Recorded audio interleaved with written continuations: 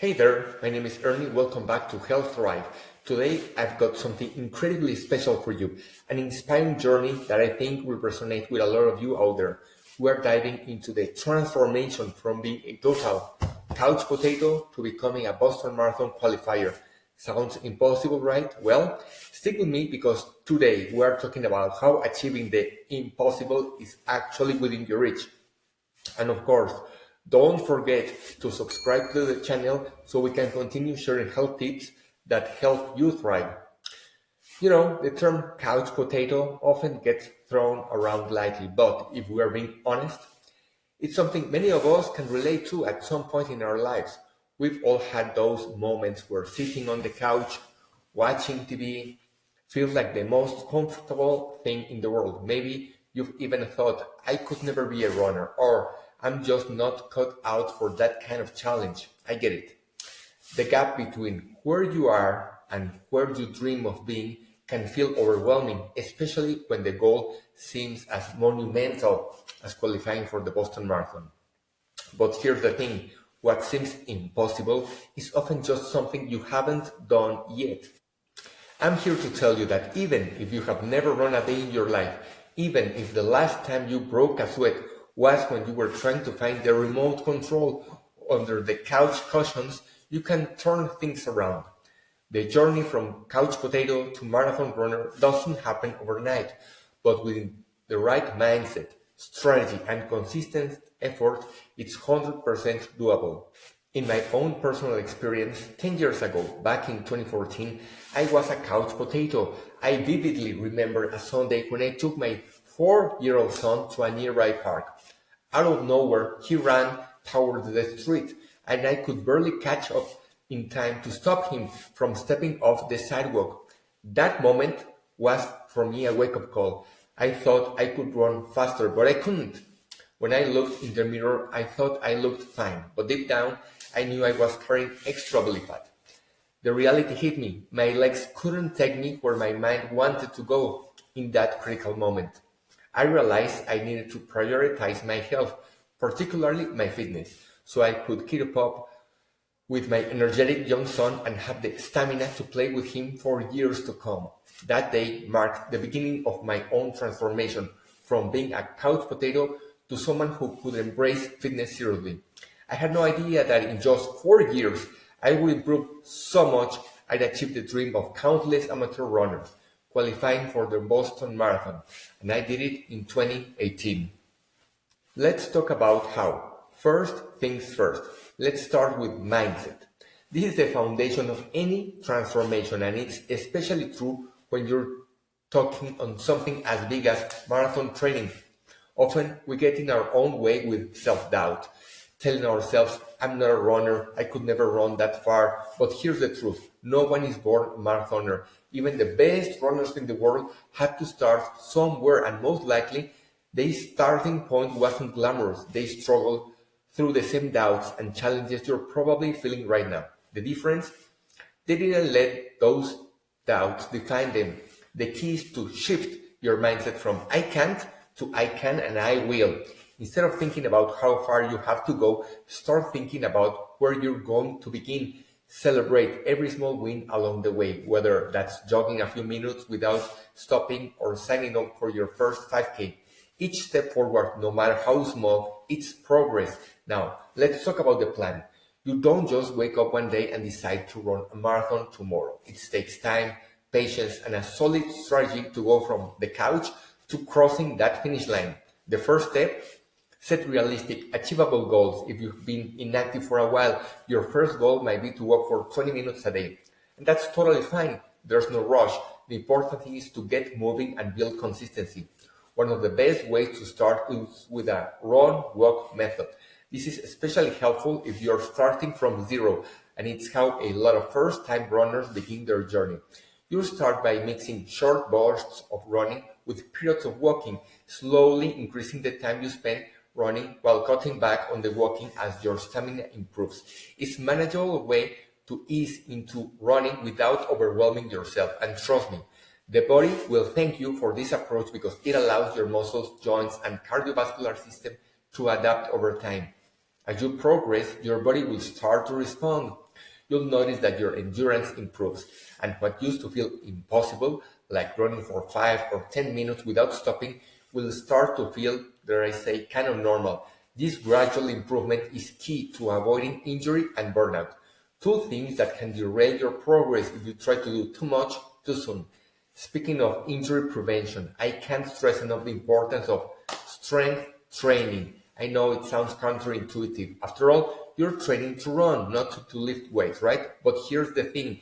Strong muscles support the joints and help you maintain proper form while running.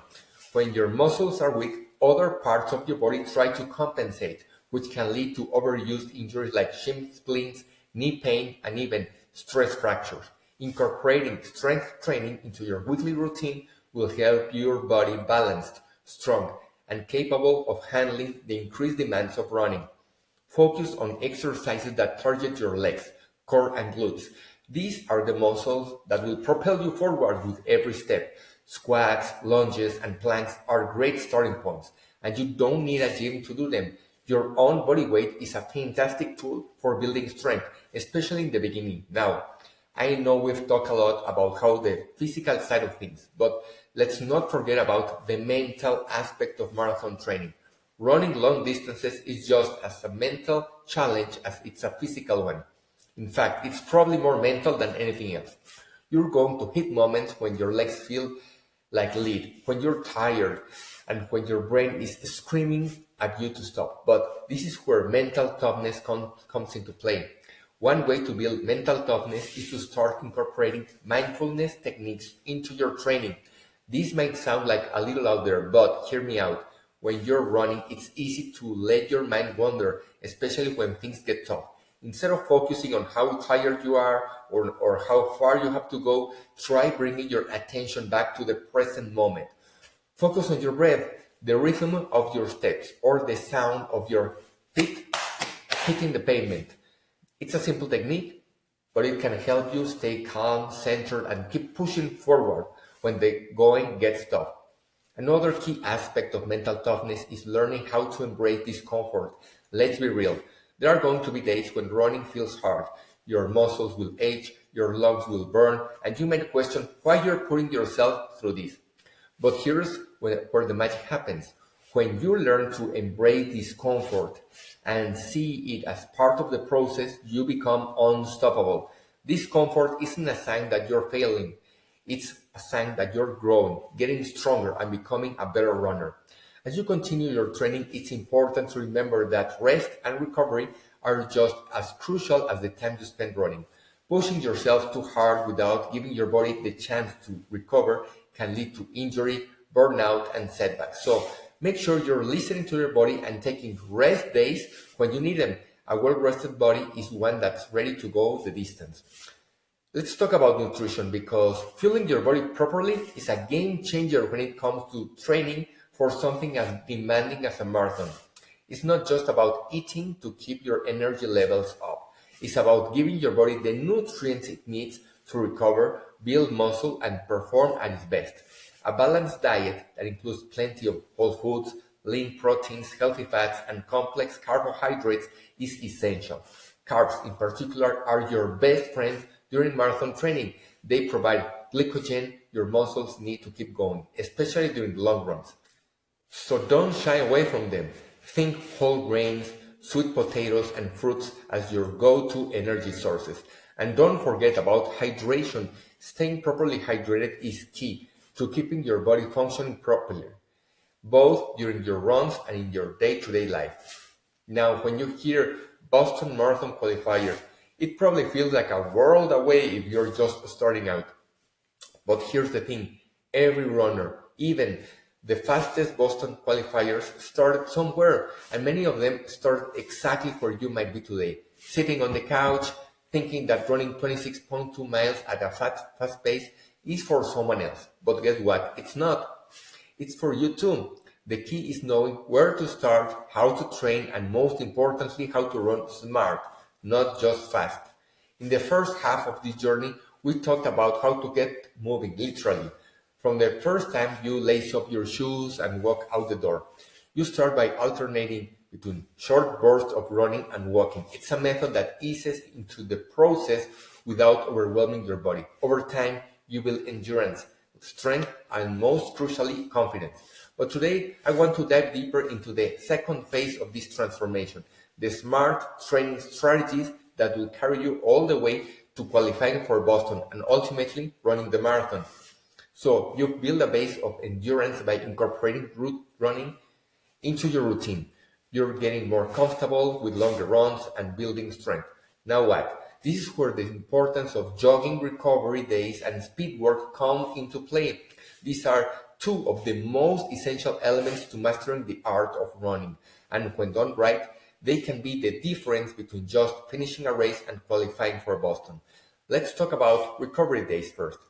If you are serious about becoming a strong, efficient runner, you need to understand that recovery is just as important as the hard runs. In fact, recovery is where the magic happens. When you run, especially on those long runs or challenging speedy days, you're breaking down muscle fibers and putting stress on your body. It's during recovery that your body rebuilds and becomes stronger. Skipping recovery days or pushing too hard without letting your body heal can lead to injuries, burnout, and a decline in performance. Here's where jogging recovery days come into play. These aren't rest days where you do absolutely nothing, though complete rest days are necessary too. Instead, on a jogging recovery day, you go for a gentle, easy run, something light that allows your body to remain active without putting it under undue stress. Imagine jogging at a pace where you can comfortably hold a conversation and you're not even thinking about speed. That's exactly the point. These days are crucial because they help to promote blood flow, flush out lactic acid from your muscles, and allow your body to continue adapting to the stresses of training without overdoing it. Many runners make the mistake of thinking that more miles or harder runs will automatically make them faster. But the truth is, smart running means knowing when to pull back, letting your body absorb the training. In the first half of this journey, we talked about how to get moving, literally.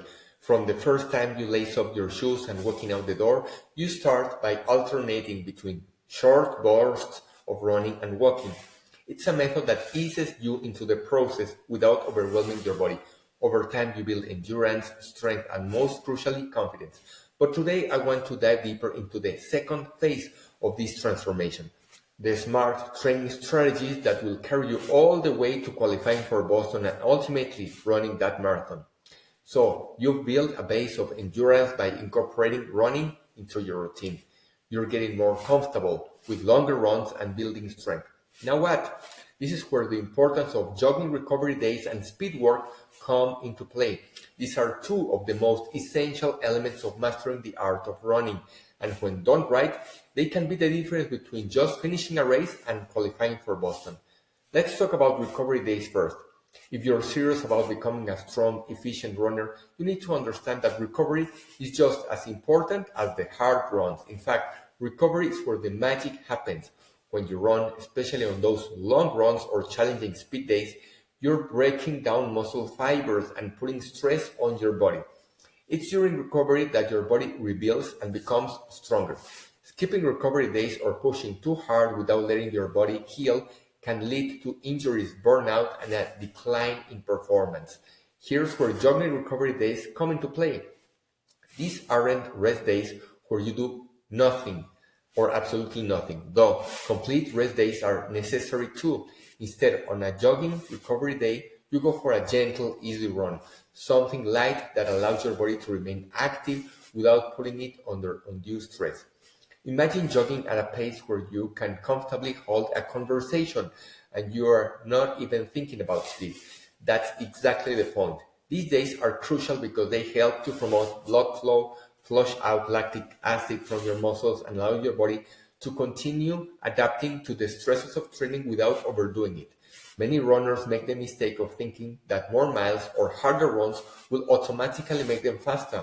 But the truth is, smart running means knowing when to pull back, letting your body absorb the training, and then coming back stronger.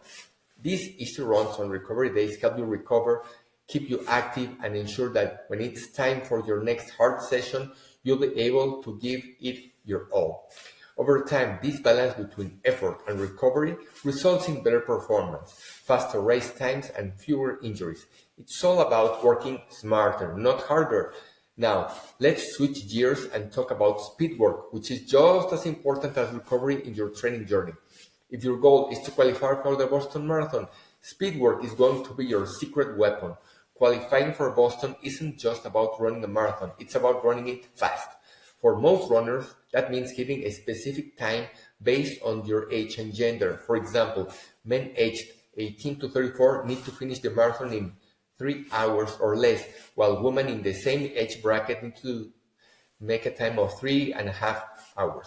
Now, those times might sound intimidating, especially if you're just starting out, but that's where speed work comes in. Speed work involves shorter, faster intervals during your training to help increase your overall pace. These intervals force your body to work harder than it does on regular runs, which help to improve your running efficiency, endurance, and speed. It's all about getting comfortable with discomfort, pushing yourself beyond your regular pace so that your body learns to adapt and become faster over time. One common form of speed work is interval training, where you alternate between running fast and then jogging or walking to recover. For example, you might sprint for 400 meters, then slow down and jog for a minute before sprinting again. This type of training helps build both speed and endurance by forcing your body to recover quickly between bursts of effort. As you progress, you can extend the distance of your fast intervals or shorten your recovery periods to challenge yourself even more. Another effective form of speed work is the tempo run, where you run at a pace that is challenging but sustainable for a longer period, usually 20 to 30 minutes. That pace should feel comfortably hard, meaning you're pushing yourself but not at an all-out sprint. Tempo runs are fantastic for building mental toughness and improving your lactate threshold, which is the point where your body starts to fatigue from lactic acid buildup. The higher your lactate threshold, the longer and faster you can run before feeling tired. Incorporating these speed sessions in your weekly routine will make a world of a difference when it comes to achieving your Boston Marathon qualifying time. The beauty of speed work is that it allows you to improve your running without logging a crazy amount of miles. By running fewer but higher quality miles, you're training your body to perform efficiently and avoid overuse, injuries that often come with high mileage training plans. But qualifying for the Boston Marathon isn't just about running fast, it's about running smart. It's finding the perfect balance between speed, strength, and recovery. It's not just about hitting a specific time or race day, it's about the journey, the hours, days, and weeks of training that lead you to that starting line, knowing you've put in the work to get there. When you're deep into your training, especially as your long runs and speed sessions increase, it's critical to listen to your body. You might feel invincible some days, but pushing through when your body is telling you to rest is a recipe for burnout or injury. Respect your recovery days, fuel your body with nutritious foods, and hydrate to keep yourself healthy and strong. And speaking of fueling your body, your nutrition plays a huge role in how well you perform, especially as you start incorporating more speed work and longer runs into your routine. As we mentioned earlier, carbohydrates are your muscle's primary source of fuel during these efforts. Make sure you're eating plenty of whole grains, fruits, and vegetables to keep your glycogen stores topped off. Protein is equally important to help repair and rebuild muscle tissue after those hard runs. So include sources like lean meats, fish, legumes, and plant-based options to aid recovery. But here's something that a lot of new runners overlook: hydration. Staying properly hydrated is absolutely crucial for performance, especially as your mileage increases. Dehydration not only leads to poor performance, but it also increases the risk of injury. So drink plenty of water throughout the day and consider adding an electrolyte drink if you're doing longer or particular intense workouts. So, as we approach the finish line of today's talk, let's sum it up. Qualifying for the Boston Marathon might seem like an impossible goal from where you are now, but it's entirely achievable with smart training. Remember, it's not just about running faster, it's about running smarter. Recovery days are your secret weapon to becoming a stronger, more resilient runner, and speed work is your path to unlock the pace you need to qualify. Lastly, qualifying for the Boston Marathon isn't just about crossing the finish line. It's a badge of honor that symbolizes all the hard work, dedication, and perseverance you've put into your training. Whether you hit your qualifying time on the first try or it takes several races, the journey is just as rewarding as the result. Running Boston is about so much more than a race. It's about the process, the growth, and the person you become along the way. Let me know in the comments which tip of or running strategy you're excited to try, or if you have already started your own couch potato transformation. And if you're new here, don't forget to hit that subscribe button for more tips on living your healthiest, most vibrant life. And here's a final thought to leave you with. Don't be afraid to challenge your limits. You are capable of doing so much more than you think, whether you're just getting out of the couch for the first time or you're already deep into training. You're on a journey that will transform you in ways you never thought possible. The road to Boston may be long, but it's one of the most rewarding journeys you'll ever take. Keep thriving, keep running, and I'll see you on the finish line.